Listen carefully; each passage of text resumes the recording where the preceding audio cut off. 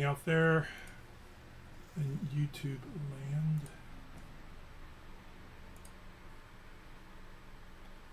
Let's see if El Streamo is...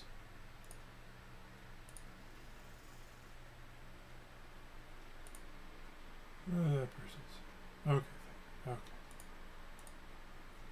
Thank you messages are like nice and annoying at the same time. It's like an acknowledgement, but then you have to read them and open them up. And those are...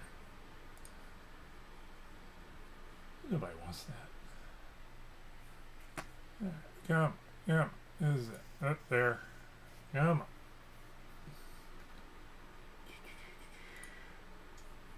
My channel. Live on my channel. Nobody wants that. Come. Come. Is it up there? Come on.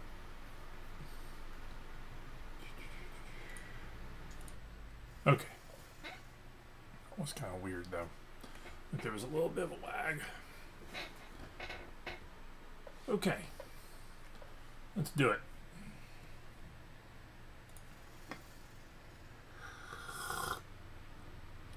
Good morning. Welcome to Coffee and Resales. My name is Ryan. And I get stuff from yard sales, garage sales, thrift stores, and similar venues. Flip it online, make a few extra bucks. And today, decent sales day. 4 things, five with a couple pending. We'll discuss that. And a big stack of stuff, which is always nice. And some stuff that's been sitting around for a while got sold, which is sometimes even nicer because the problem is that validates things, and you don't want to validate bad things sometimes. And I'll discuss that too. No pickups. No. What's in here? Ah. 1 pickup. Okay. Now. eBay sales first, and then I'll discuss a couple things going on. All right. First up. Set you aside. Star Wars stuff selling always good. This is just a batch of Star Wars kids books with this interesting little reader thing that goes with these. Had them laying around. Some of this used to be my kids, and so this just went for $12. There's 75% or more of your Star Wars stuff, particularly if it's a modern manufacturer, doesn't do great. Particularly the books. Books don't sell really, really well unless they're very specific ones sell. And so you gotta do your homework on Star Wars stuff. You can't just go willy-nilly buy Star Wars stuff, light it up, and sell it and expect it to make money. It just doesn't work. I've got a lot of even like older Star Wars paperbacks that just aren't moving. So, and so you gotta gauge it. So this was $12, and I probably had this list. This may have been listed for a year, so that tells you that I probably should have just donated it. Anyway, next up is where is this? Ancient Civilizations in the Bible Teacher Guide. This is from Answers in Genesis, which is this sort of homeschool material. What I've been finding in recent months, kind of figuring out, is homeschool material sells, but you need current versions. It's starting to it used to, you could kind of get old stuff and it would move. But now, since homeschooling is really kind of starting to take off, and it's gone through a couple cycles now over the last 10 years, you really need to find the current stuff is what is selling. It's kind of like school textbooks now, where if you don't have the current version, it's harder and harder to move. I think slightly older stuff still does okay. And there's also some timing issues, like for when the school year starts. But I am finding more and more that my advice used to be, if it was homeschool, grab it. You got to be a little more discriminating now. When you see when you find stuff that is from some of the publishers like Answers in Genesis that do homeschool stuff. Abeka, Answers in Genesis, Memorial Press stuff still I think does okay. But you got they're used to homeschoolers. You had to grab what you could get, and they are a thrifty bunch. We are a thrifty bunch, but now you're leaning more into getting the more modern material. So it is what it is. All right. Next up, Daniel Boone is man, and this is a Childhood of Famous Americans. And you need to go find Childhood of Famous American books. This went for $11. This is the low end of Childhood of Famous American hardcover, the vintage Childhood of Famous American hardcovers. They do have modern reprints of a lot of them in paperback. That's not what I'm talking about. I'm talking about Childhood of Famous American hardcovers. These are the ones you want to snag. I have sold some of these for $30 and $40. So Daniel Boone, Boy Hunter, $11 on this one.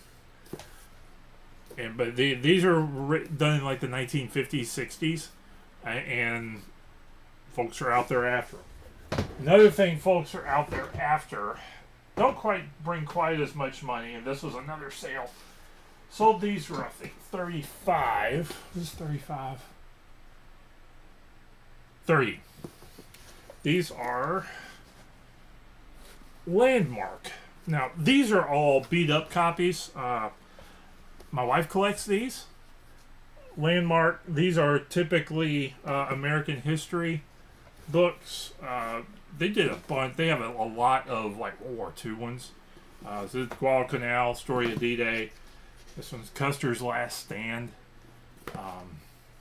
You're looking for, see, that symbol on the spine, or it'll be on the cover page.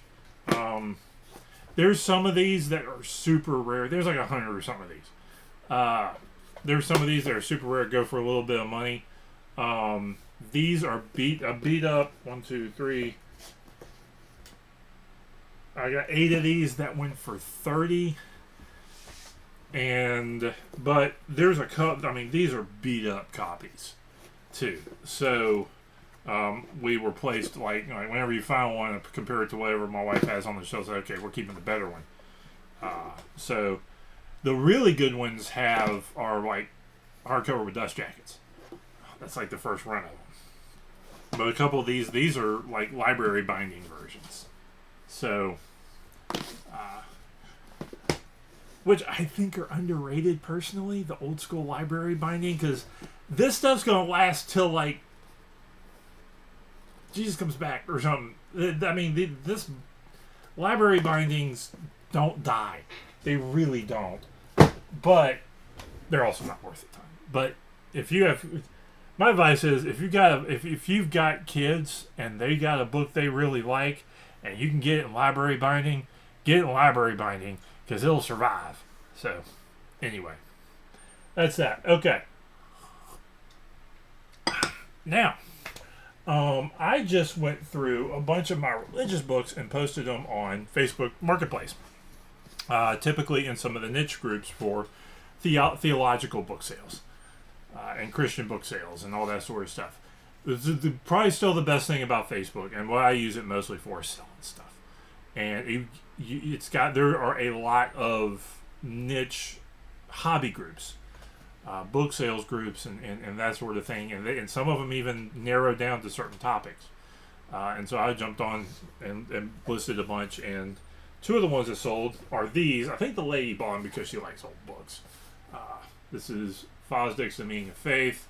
and The Coming King by White, and I think I need to pull this one off of eBay.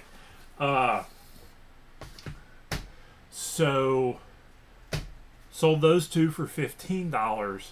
Had another sale yesterday for $15 for a couple of books, and I got a stack here that are semi-pending. I'm waiting for a couple people to pay on them, to get those sold too. So I'm working out a few deals, and Facebook Marketplace, it is what it is. The niche groups tend to be a little bit better than your general yard sale marketplace groups, where you will, like, somebody will ask if this is available, and you answer them, and you never hear back. The niche groups tend to be a little bit better, and sometimes you can bug somebody still interested, and usually you'll get an answer back. So Facebook Marketplace, people whine about it, but they're not using it right sometimes. So anyway, there you go there. Fines. Yesterday had one. And this goes back into Bible advice. Saw this on the shelf, like, ooh, that's a nice looking Bible. This is the Expositor Study Bible, King James Version, red letter, by Jimmy Swaggart. It's real pretty, but it's by Jimmy Swaggart. So it's got Jimmy Swaggart's notes in it. I sold this before. I think this is like a $30, $50 or so item. So I will, it's got a nice leather cover. It is clean, but it still falls in those rules that we have, you have for selling Bibles, is nothing written on it on the inside. Something that makes it more than just a paperback Bible. So this one's a study Bibles are good examples of that. Clean study Bibles tend to sell, and it almost doesn't matter their age. Reference in them. This doesn't have reference notes in it. People love reference notes in their Bibles, where it has a little, if you're not familiar, you'll get a passage like this, and either in the middle, over here, in the middle, or down at the bottom, it tells you, okay, this verse references a different verse in the Bible, and it'll point you to different places. And so sometimes you have tabs that help you, get faster to the book of the Bible you're trying to read. Leather bound, nicer leather bound. I'm still kind of holding out for my own personal use. To find one of those like $300 or $400 leather bound Bibles at some point, where you find a rebind and God does it like in the really soft type of that's a business now, by the way, is Bible rebinding with really high end leather covers. So there's guys who do that, and it's guys being able to sell $300, $400 Bibles. So, anyway, is that everything? I think that's everything for today. So, got on early, got off early. Got business to take care of. So, y'all have a good day. Like, comment, subscribe, and go get things done.